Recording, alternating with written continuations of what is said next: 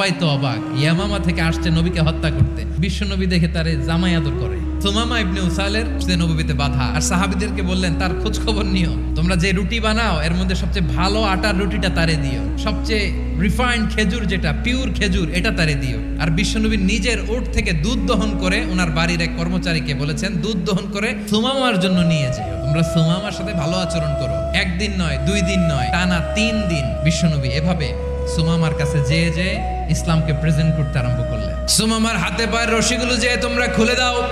সাহাবারা তর্ক জোরে দিলেন, লা ইয়া রাসূলুল্লাহ, এমনটা করবেন না, তো ভয়ঙ্কর ভয়ঙ্কর খুনি, কি জানি কি হয়ে যায়। বিশ্বনবী বললেন না, তার হাতে পায়ের রশিগুলো খুলে দাও। সাহাবারা বিশ্বনবীর কথা মতো তার হাতে পায়ের রশিগুলো খুলে দিল।